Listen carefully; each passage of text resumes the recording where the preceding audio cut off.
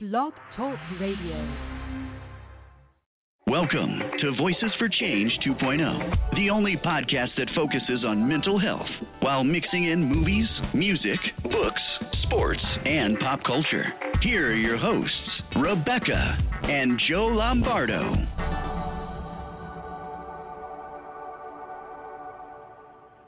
Hey, good morning, everybody. Thank you for joining us here at Voices for Change 2.0.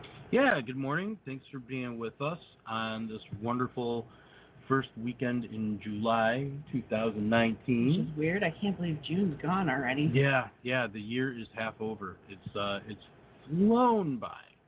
All of the people that we know, we know a lot of them that are obsessive about Halloween, are doing a happy dance now because it's just getting closer and closer. Yeah. Every day I'm seeing these memes on their pages, like, it's 35 days until Halloween or whatever. No, it's more than that. But I know, yeah. I'm being sarcastic. Yep. But yeah, no, it's kind of funny. I'm not gonna lie, I'm looking forward to fall just in general because I love the autumn season, the autumn weather. You get that little crisp in the air, and it's a little more comfortable and you can Michigan, breathe. You never know what you're gonna get. No, but right now we're getting hell outside. Mm-hmm. It's rough, man. Somebody cranked it up. Yeah, what I saw a meme the other day, and it was like, dear God, whatever it is you're baking, it's done. So that kind of cracked me up seeing that.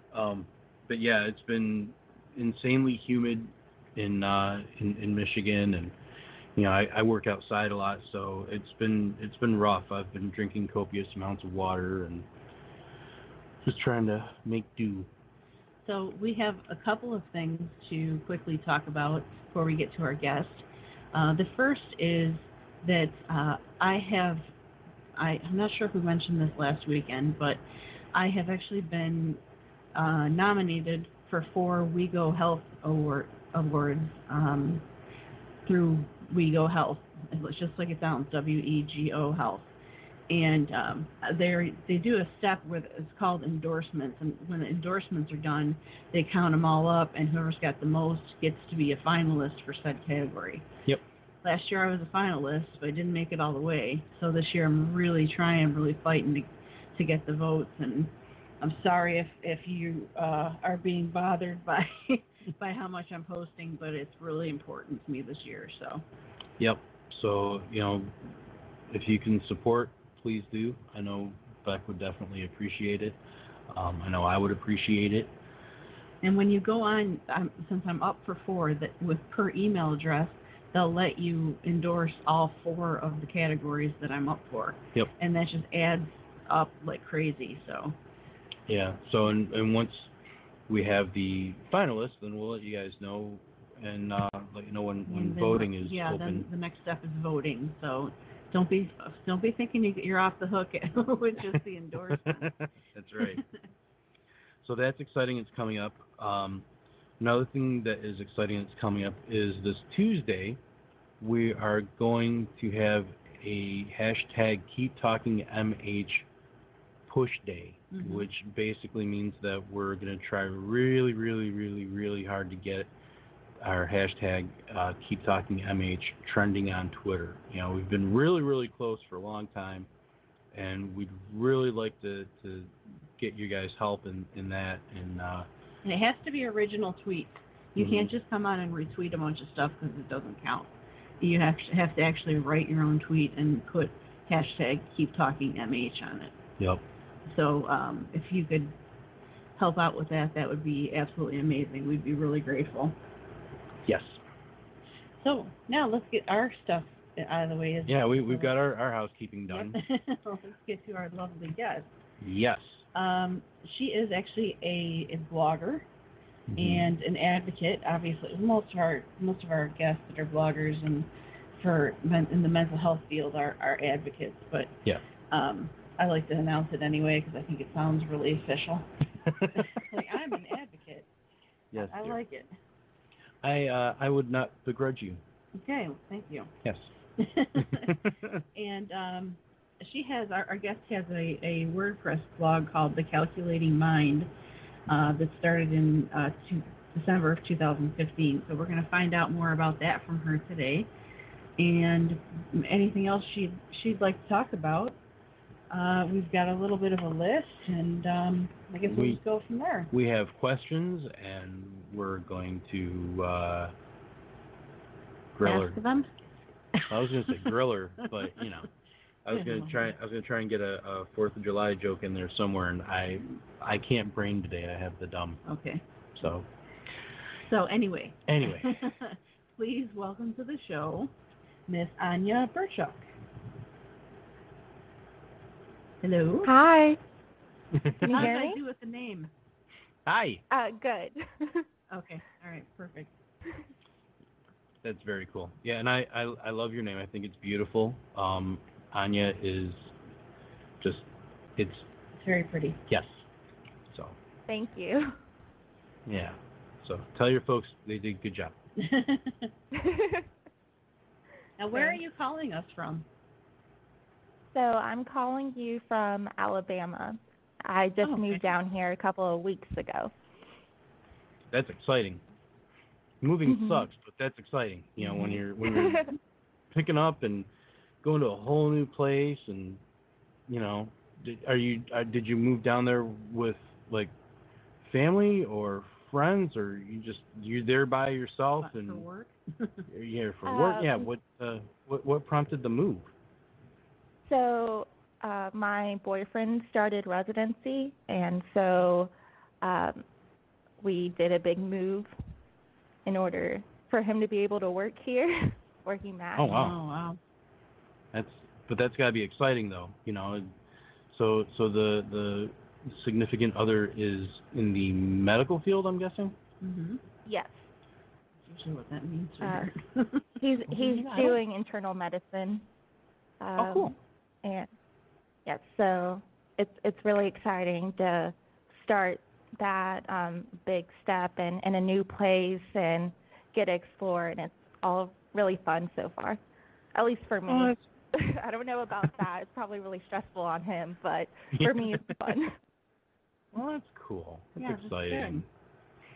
Yeah, it's always it can be culture shock sometimes when you're moving into a new town and whatnot. I know it was for me when Beck and I first got hitched and we moved, and it was all new. So many moons ago. It was still in the same state though, so. Yeah, well, that's true. So. All right, well, let's get going on our questions here. Yep. Anja, do you have any questions for us before we get going? No, not at this time. Okay. Okay. If anything pops up that you want to know, just say yo. I gotta ask. Okay. All right. So the first question that we like to ask our guests, it's become kind of a thing for us, is where does your mental health journey begin? So I would say that it officially started in 2014 when I had my first mood episode, and that was basically halfway through college. That was after my second year of college during the summer, and I had done fairly well in college, and there was no clear trigger or anything, but all of a sudden I seemed to be experiencing a major crash into a severe depressive episode, which was fairly new to me because it was unlike anything I've experienced before. So I wasn't familiar with mental illness before I had an episode like that myself. So I've heard about it, obviously, and I've even taken a psych course or two, but it's definitely different when you experience it yourself. And so that was my first time seeing a doctor, a psychiatrist, being prescribed medications, being diagnosed.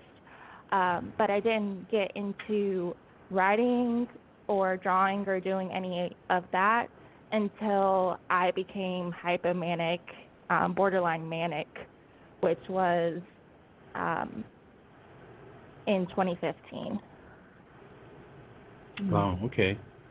So it was kind of a big arc for you between the depression and then the mania. That's rough.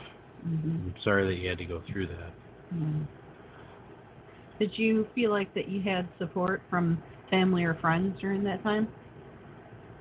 I definitely have a really good supportive system. So I was lucky in that regard. But I think even with that support, it can be really confusing because I think there's a lack of resources for this kind of situation. So if you have a loved one and you're really concerned, what are the steps? What do you do? Who do you see? How do you find a good doctor or provider or therapist? What are the next steps? And I think all of that can be really confusing and kind of stressful, and especially because mental illness isn't something that a lot of people talk about. So I think that it can be a really scary time if you don't know what's going on. Yeah, I can agree with that. I know early on when Beck and I got together, if she had started from scratch with everything that she had been through versus having a history before we met, I'd have been lost. I would have, because I was lost. The first few times that she crashed, I didn't know. I'd flip out and didn't know what to do, and be worried about her, and you get kind of, it's akin to something physical happening to someone you love, and you're like in a rush, and like, do I take you to the hospital? Do I do this? What do I do? You don't know, and it's not something that they teach you growing up, is how to handle that. You growing up and you see somebody break their arm and you go, okay, well they got to go to the hospital, they got to get a cast or whatever. And when someone has a breakdown like that, you're just kind of like, well, what do I do? And it's scary. It can be really scary, and now we're both good with whenever she has a dip. We know we ride it out and everything, but yeah, that's definitely, something that needs to be addressed in the world is, how do you handle it? Where do you go? What do you do? Mm-hmm. And I think we're getting better at it. Even just like shows like ours, where people are telling their story and they're explaining what they did or whatever the path was that they took. I always like to say that every time you walk the path, it goes in a different direction. Mm-hmm. Because you never know exactly what it's going to boil down to for you and what kind of symptoms it's going to bring out. But people are getting better at coming forward and talking about it, especially, on social media. There's been a lot of support in the mental health community, a lot. There's some great people, especially on Twitter. And, that's where I met you and, knew right away that I would like to have you on the show. So that's my point. Well, thank you. I definitely agree that the mental health community online, I think, can be incredibly helpful in showing people that they're not alone in dealing with symptoms or with their illnesses or with needing therapy or medications, and I think that's a really great aspect of Twitter. Yeah, it really is. It's always nice to know that you can go on there, and if you're struggling, you can say, hey, I'm struggling, I'm going through this or that, and people will just sort of flock to you and be like, hey, you can do this, and sending you pictures of their cat and stuff like that. That's nice. That's us. We're people. Yeah. Yeah. So, but the one thing that I always, every time we have this discussion, I get kind of, what's the word I'm looking trepidatious? For? No, I guess overprotective would be a way of putting it. For those people who are in a really desperate situation and they go on Twitter and they say something, it could just be, because they didn't use a hashtag, or, everybody just missed the post going through their feed and didn't see that this person was struggling, and they have now reached out and nobody reached out back. So now they're stuck feeling like nobody cares.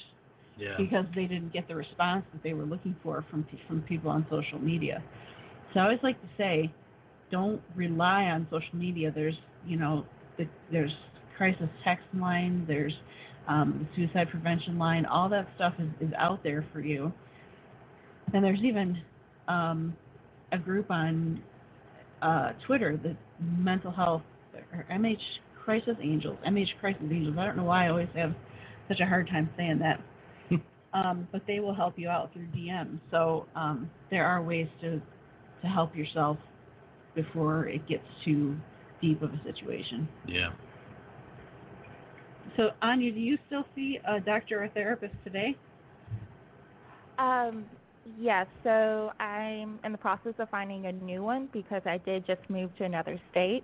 But I have been, so I don't like that process because it's always trying to find someone who's accepting your insurance and new patients, and trying to make sure that they can see me. I don't have to be on a wait list for a couple of weeks. But I have been seeing someone for medications because I realize at this point that is required for me personally in order to maintain mental wellness. Oh, absolutely. I would agree with you 100% there.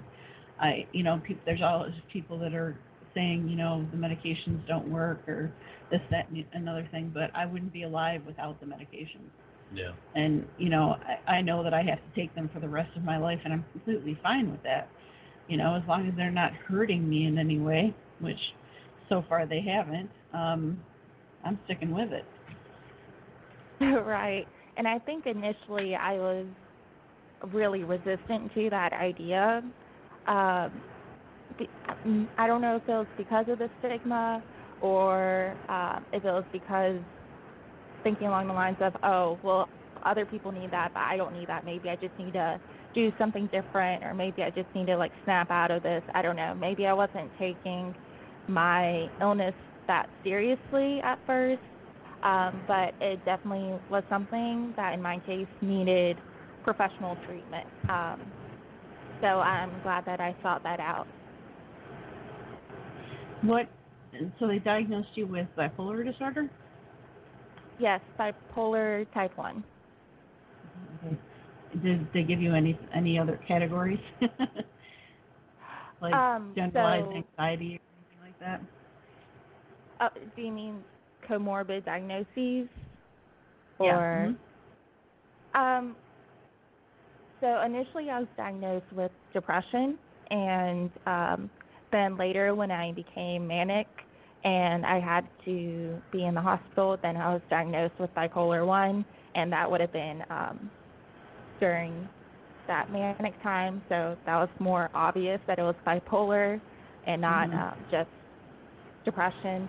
And I think of myself as having anxiety, and especially it worsens when I'm in a mood episode, such as if I'm depressed or if I'm manic, but I haven't been officially diagnosed as having an anxiety disorder.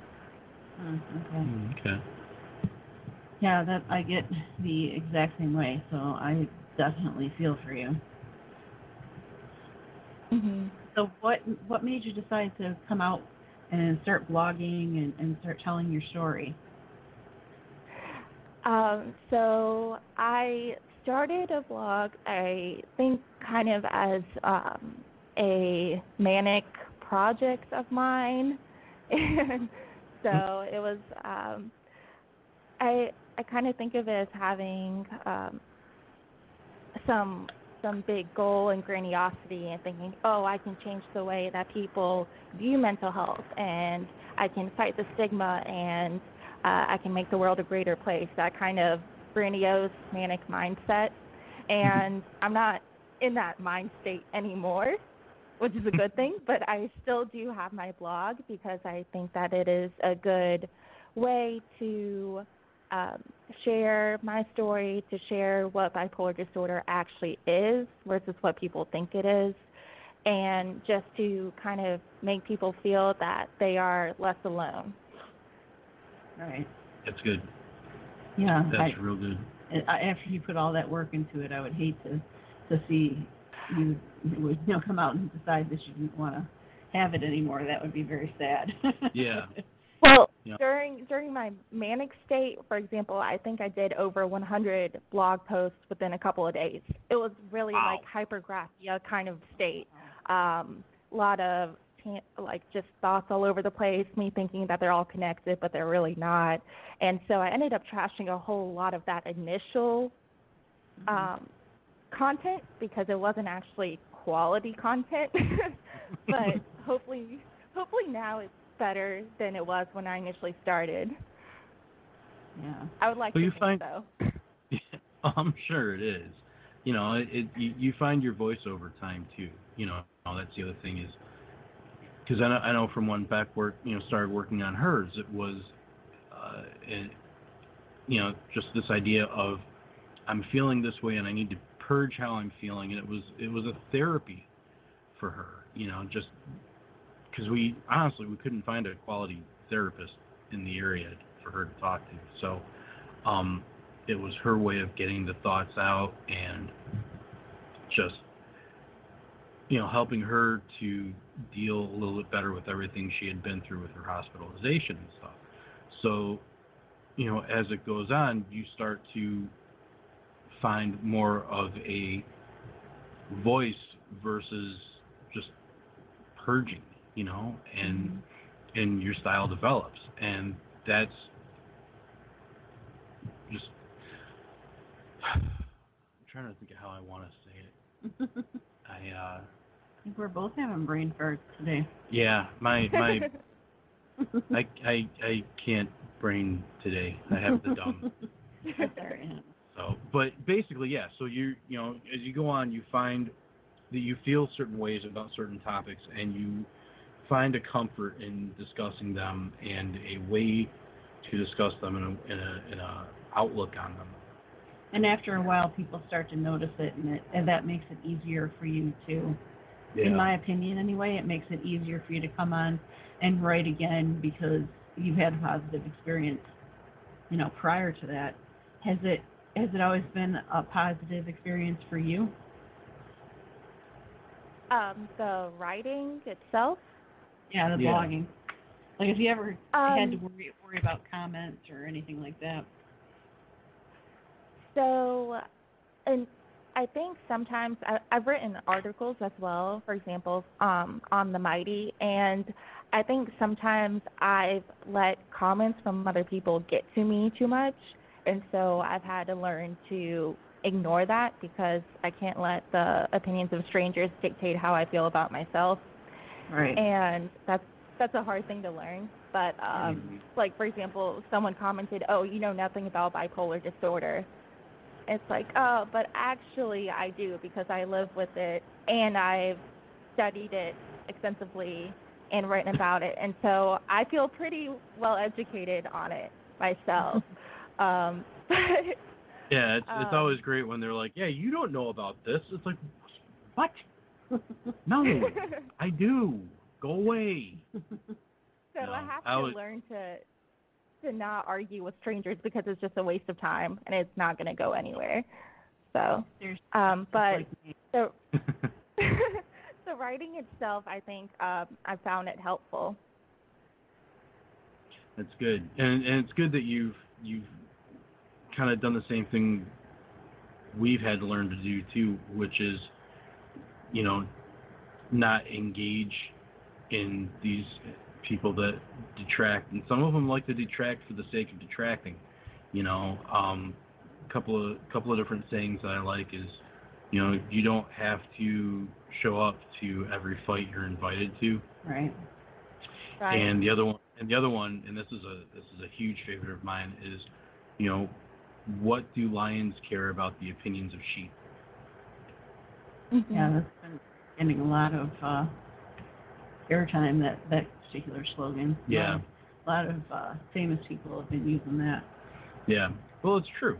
Mm-hmm. You know, when all is said and done, and when it all matters, I mean, you're writing your truth, and you know what's in your heart and what's coming out, and the people that your writing is going to resonate with, they'll let you know. And if it doesn't, or if someone is being a troll or just being a jerk for the sake of being a jerk, that's on them. You know, that's their hang up, and it has nothing to do with you. Yeah. Right. Right. So Right on. this is a mildly controversial topic, but I wanted to ask you quickly if you thought that there would be a point in your life where you would be recovered from bipolar disorder, or are you convinced, as I am, that it's a lifelong thing? Because there's people that have come out and said that they cured themselves or they were cured, and they get very angry at people who say they won't be cured. And I just wondered kind of what your opinion was on that, as far as, you know, whether your blog helps you with recovery, and, you know, if you have a particular opinion on that. Sure. I think that recovery is kind of an odd term. I would say that I'm better than I have been previously. I'm not severely depressed, and I'm not in some kind of full-blown manic state, so I am stable. But maybe recovery can be seen as an ongoing process. And Yeah. I will say, I guess, that I'm not cured. There is no cure. So if I were to discontinue my treatment, then I'm sure that I would then become either manic or depressed or go into some kind of mixed state. So it's not something that just goes away, and it is something that someone has to keep in mind, that it is lifelong. And so I don't think there is a cure, but I think that someone can reach a point at which they can manage their bipolar disorder successfully. Mm-hmm. Okay. What, honey? Oh, nothing. Okay. Yeah. We apologize. Sometimes we write each other notes and just to say, hey, you know, remember this, or such and such. And sometimes when we're writing notes, we're not really writing them for the other person to read, so it gets confusing. We're just like as a reminder for ourselves, and then we're reading the other person's paper. Yeah, you know, you're like, what did the otter do? So. All right, so we are about halfway in now. Yeah, this is a good spot for us to take a break. Yep. So that's what we're going to do, and we're going to be listening to the song Living in the Moment by Casey Lansdale. Everybody stay tuned, and we'll see you on the other side.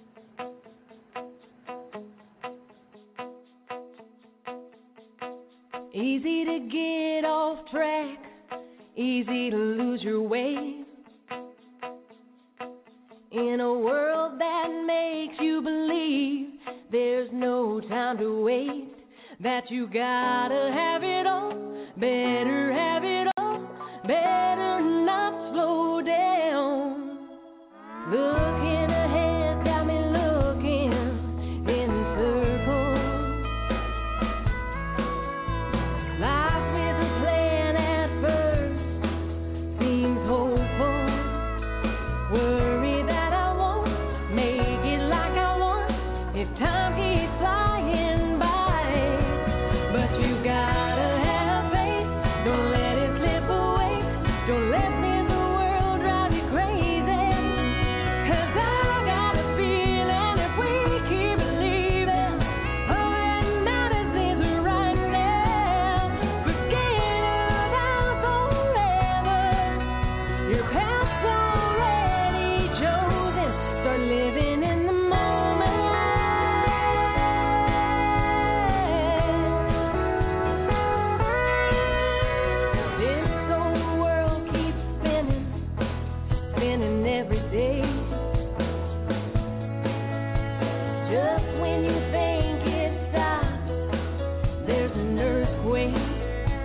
rushing you along, telling you to move along. You gotta give yourself a break.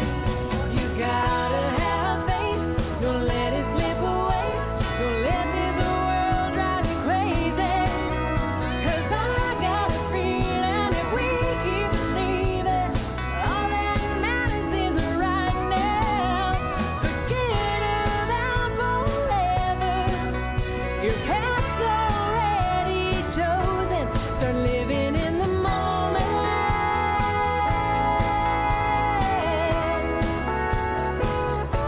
Start living in the moment.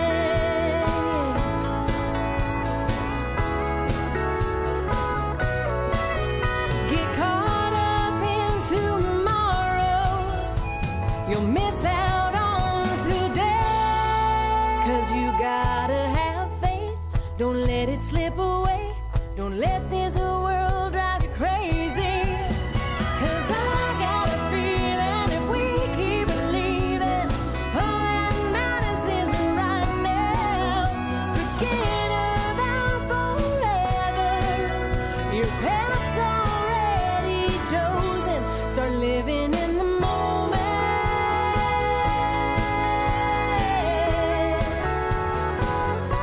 Start living in the moment.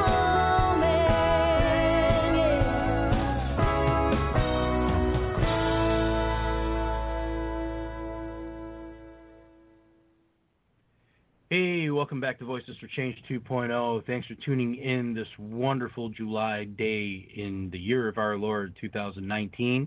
I'm Joe, she's Rebecca, and that lovely lady over there is Miss Anja Burcak.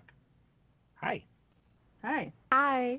I wonder if anybody that doesn't know us and just happens to decide to listen to the show thinks that that person is actually in a studio with us when you say that.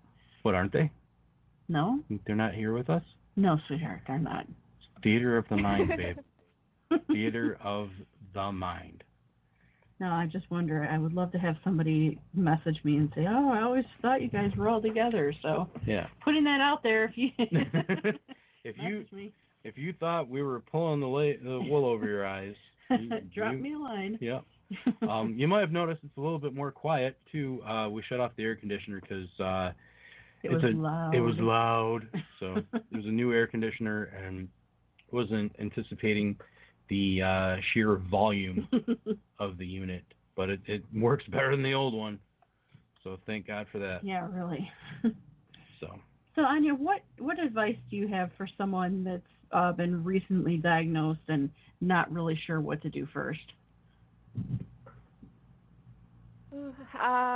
So that's kind of a difficult question because everyone has different experiences. They may have different severity of the illness. They may have a strong support group, or they may have family and friends who don't believe bipolar disorder is an actual illness. So there are a lot of different situations, but I think it is important to seek care immediately, to get that care established, whether that is a combination of medications and therapy or whatever it is, to find something that works and to get very well educated, because if you're well educated, then you can learn to identify your symptoms early, and you can stop an episode before it escalates and reaches really severe level or kind of maybe even a crisis level. So it's really important to be able to identify your symptoms and your triggers and really know what the illness is. Yeah, for sure.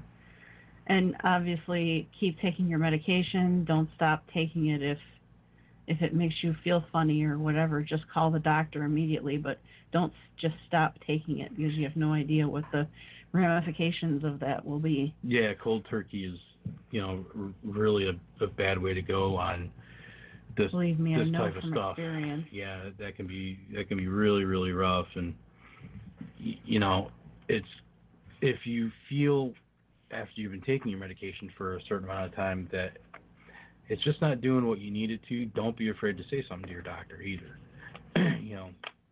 We've had to do that with Beck's medication. Let's just say I'm 46 now, and I was diagnosed at 19. So you can imagine how many doctors and how many medications I've gone through in that period of time. It's an extensive list. There's not much out there that I haven't been on or whatever. So. Yep. Yes. Right. So yes. Sorry. I've actually, unfortunately, gone through that myself, where I have been prescribed a medication and then thought, oh, I feel great, I don't need it anymore, and then stopped it without discussing it with my doctor, and I would not recommend that.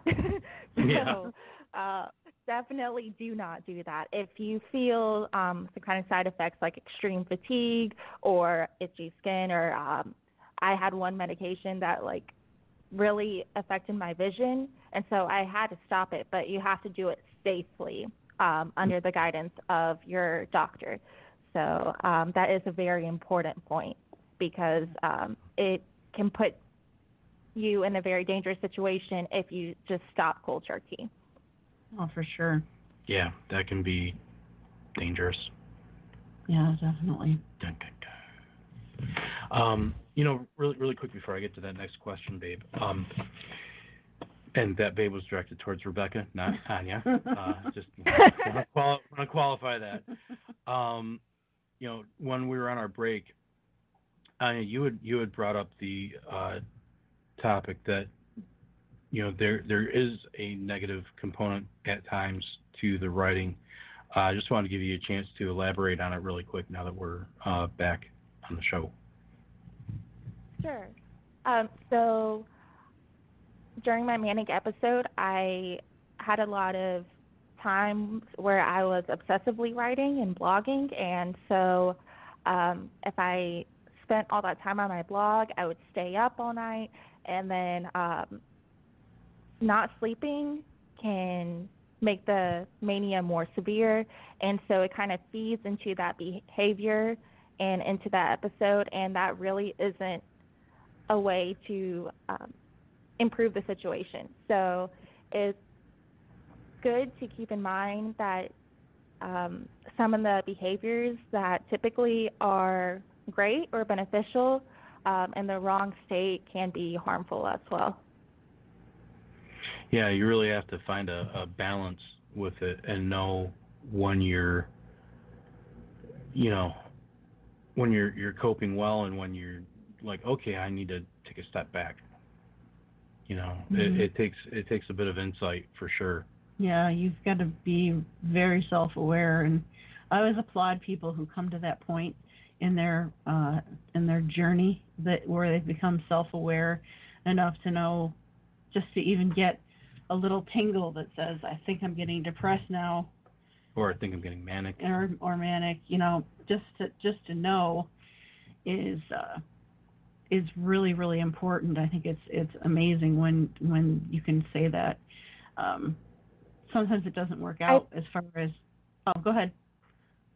Sorry. I think an issue with mania in itself is that self-awareness kind of doesn't exist for some people, as in they think they're absolutely fine and everyone around them can see how out of control the situation is becoming, but denial can be a key feature of mania. So it's kind of fascinating to me in that aspect that everyone else can see, oh, wow, this is really, really bad, but the person who may be experiencing a euphoric kind of manic state may think that everything is fine or even fantastic. I have to tell you that you're exactly right on that, because I've been through it personally with Joe, and, I'll get to a stage where, I'm laughing hysterically at everything, and I'm being really loud, and I'm running around trying to do all these different things, and I can't sleep at night and everything, and he will just look at me and go, I think you're getting manic. Mm-hmm. And I'm like, I am? Oh, well, that's weird. You're like, I feel great. Let me wash all these walls. Yeah. Yeah, if you feel super energetic and productive and happy, then you may not see that as a problem until it's too late. And yeah, because then you don't have to because then you don't know how to shut it off either. Right. Right. Which is another issue entirely, Mm-hmm. And I kind of liken it to, all right, here's my big nerd coming out. Anybody who's ever watched any of the Star Trek movies, the one called Generations, where it has a little bit of the old original cast and a little bit of the Next Generation cast, there's a point where Data, the android, gets this emotion chip installed, and the thing kind of melts down inside him, and he kind of flips out, and he's like, I don't know how to control this and stuff. And it's really kind of enlightening watching that. It's a really good performance on the part of the actor, but just seeing that, he's going through all these different emotional states and he can't control them, and it kind of makes you think, you're kind of like, well, I wonder if I'm going through something like that. You know what I mean? Mm-hmm. So, the end. I think I kind of view it almost like a dial. Like for depression, everything might be turned down, like energy and everything, your ability to feel. But then with mania, everything's turned all the way up to an extreme. Like you just feel everything more intensely. But then that can also be incredibly painful. For example, when I was in the hospital and I was surrounded with patients who, for example, were suicidal, I kind of felt like an emotional sponge, and that was really stressful for me because I kind of felt their pain. Yeah. That's you might want to talk to somebody about whether or not they think you're an empath, because that's pretty much how that works. And I am personally an empath, so sometimes I have to step aside and step back from other people's issues because I take them all inside of me, and I will cry or be upset for days, not even really realizing that it's due to something somebody told me. It's just all of a sudden everything's terrible and life sucks, and I'm just crying my eyes out. So it sounds like you might have a touch of that same empathy behavior. Maybe. I think it was more during that manic state. It's not every day for me, but everything seems all the way to the extreme when I'm in that state. Okay. Okie dokie. So what helps you the most on days that you're struggling? I like to do different things. So sometimes I write, sometimes I do some drawing, or I really like those adult coloring books that were really trendy a few years ago or whatever. I really like those, or listening to music or dancing. So I like doing artsy, creative kind of things. Yeah, we've got a few of those coloring books. We got a lot of coloring books, actually. People were giving them to me as gifts, and sometimes you lose your momentum and concentration when you kind of slide into the depression of, bipolar disorder, the depression part of it. So you don't get to do the things you love quite as often, but you still love them, and you're still glad they're there. Yeah. Yeah, we kind of do the artsy-fartsy around here, too, with between the coloring books and music especially, and writing. I'm playing in a band again, which is exciting for me, and it's an outlet that I didn't have for a good 7 or 8 years, and not until I started doing it again did I realize how much of an impact it had on my life and how much I missed it. So, it's when you're able to go out and do that type of thing that, gives you a little spark of joy, it's awesome. Yeah.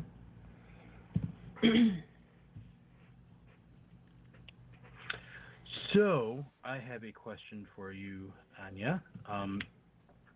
Has bipolar disorder had a negative impact on any of your relationships? Do you mean like romantic relationships or friendships or family or yes. which Yes. yes. Yes. Yeah, just anybody that you interact with. Anybody you want to talk about? Yeah. I think that it definitely changed some relationships. I think when I was experiencing my first really severe manic episode and my friends were really concerned about me, I was doing things like impulsively traveling hours away and kind of disappearing and doing a lot of things that concerned them. And it made sense because I was kind of all over the place. But then when they tried to tell me about their concerns, then I dismissed them. And I was really angry about it, and I felt attacked. And I was trying to say, oh, I'm just feeling better. I was really depressed, and now I'm feeling better. I'm not, like, nothing's wrong with this. How can you think anything's wrong with this? I'm happy. I'm super happy. And so I feel like that put a lot of strain on friendships just because it is incredibly stressful to have someone who's experiencing a bipolar episode and who doesn't really have doesn't comprehend how it's impacting them and others. Mhm. Yeah, it's hard to separate yourself from and see it from the outside, for sure. And there's a lack of education on anything related to mental illness, mental health. There's just, we're just starting to get to a point where people are starting to understand it a little better because, they're willing to talk about it. Yeah, everybody's talking about it, and there's a lot of, famous people that are coming out and talking about it. And it's sad to have to say it that, say you went on to a show like this and you explained your situation, and for some reason people didn't understand. But The Rock comes on 2020 and says that he was depressed for a while. Everybody gets it and wants to talk about it, and thank you, Rock, and everything. Which I love The Rock. I love him. I am not saying anything negative about him, but the impact that celebrities are having on mental illness, for me, is both bad and good. So yeah, I don't know how anybody else feels about that. It's hard that you have to have that type of situation to really bring it to the forefront. Yeah, same thing with when a celebrity dies by suicide. Right. That has to be that extreme of a situation for a focus to be drawn on it. Mm-hmm. And we've seen that a lot the last few years, and it's hard. It's a hard road to hoe. Yeah. Hey, what were you gonna say, Anja? I think it's good when celebrities do bring awareness, but then they also, I think, have to be aware of their power and their influence. And sometimes I think that it can be really negative. I think initially when Kanye West came out, he was describing bipolar disorder as his superpower. And I think while on the one hand that can be empowering, I think on the other hand that can make people not want to seek treatment because that would be taking away their quote-unquote superpower.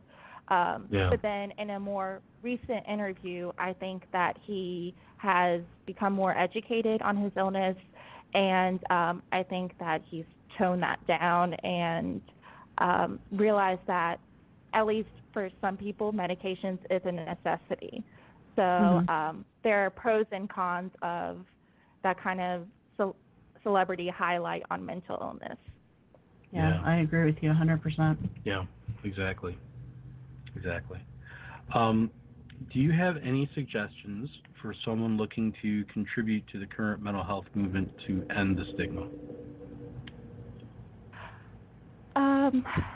I think that it depends on your position in the community. If you are on a college campus, then they are typically mental health groups, such as NAMI, or my college had a group called Rethink Psychiatric Illness that educated people in the community through presentations. And so you can involve yourself in groups like that, or if you're in other kinds of groups, if you're in churches or any kind of group, if you have the opportunity to share your story, whether it's in person or on the internet or anything, I think that if you're comfortable, then you can take advantage of that opportunity and use it to help others and to fight the stigma. Yeah, definitely. That's good. Yeah,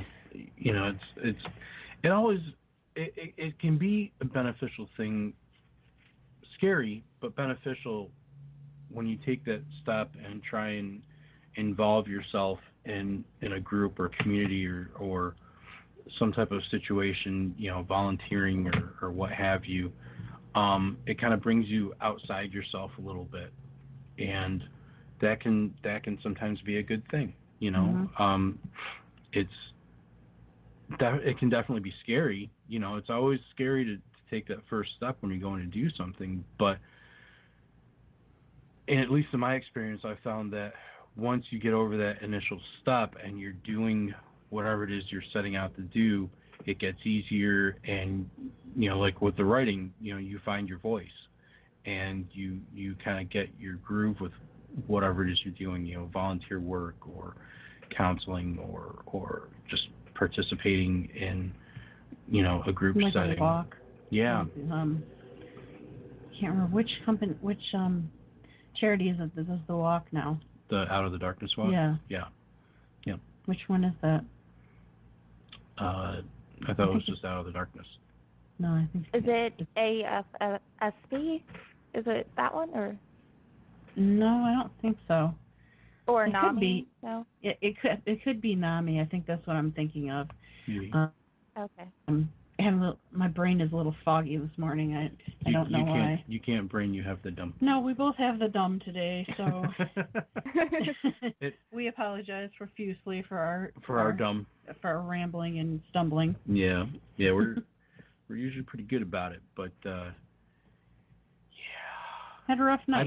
I blame the heat. Yeah, oh yeah, for sure. I blame the heat for not definitely for being in a fog. So what is next for you? I would like to continue my blog and hopefully expand. I've done some vlogging as well and introduced myself to new ways to spread the message, such as this podcast. So thanks for having me. It's our pleasure having you. And I also like to experiment with different things, such as on my Instagram account. Recently, I've been doing some drawings and sharing some bipolar facts on that. So I'm just trying to explore different ways to share information about this illness. I will have to look for you on Instagram. I'm not sure that I'm following you yet. Yeah, we're noobs when it comes to noob. I'm not noob. Well, no, when it comes to Instagram, as far as I'm pretty good with Instagram too, honey. Oh well, I'm gonna brag about it. All right. I'm wrong. I taught him. Sorry. I taught him everything he knows about social media. Yeah. Yeah, I really did. She did. Yeah. It's all right, honey. At least you know now. Yeah.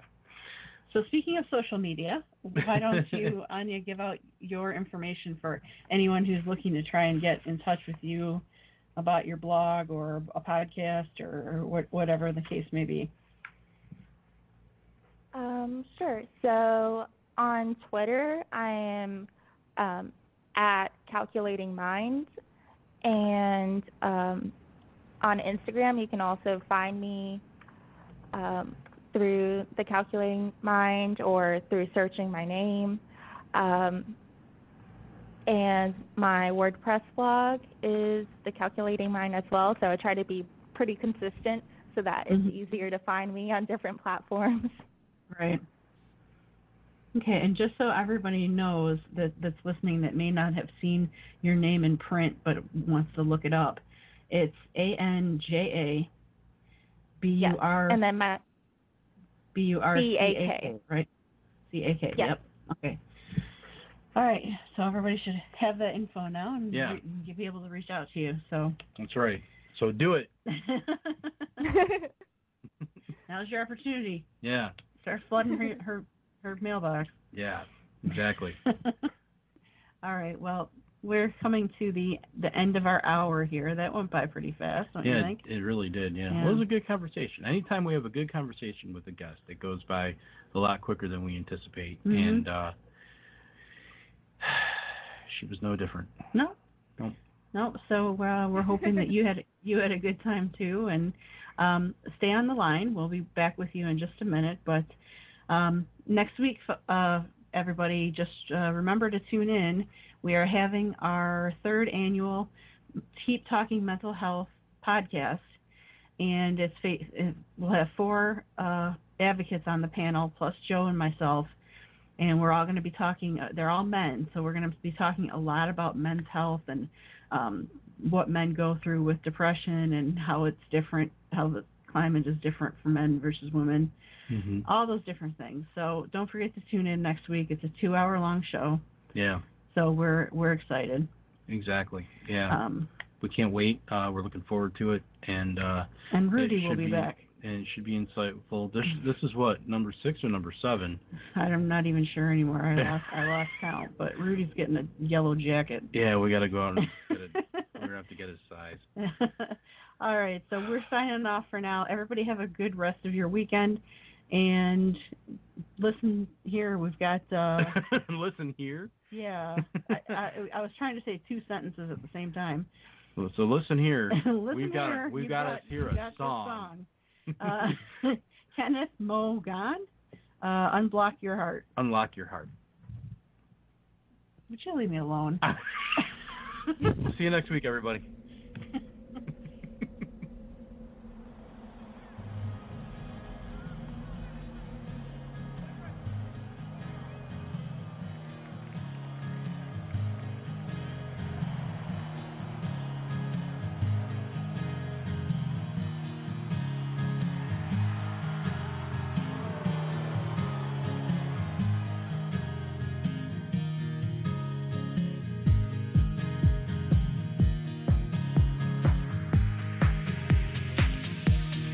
You may not believe in love at first sight, and the thought of giving your heart. Oh, you wanna run away. You may not hold on to the dream of finding the thing.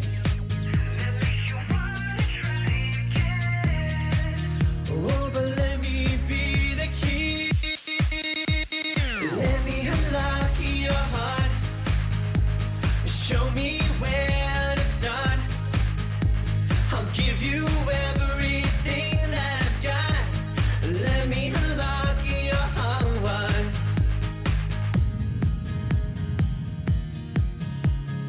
Let me unlock your heart.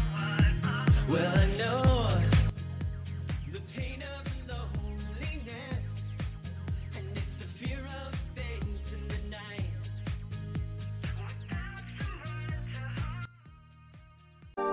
Join us next week as Rebecca and Joe continue to battle the stigma of mental illness. Follow us on Twitter at Voices for Change RJ and on Facebook at Voices for Change 2.0.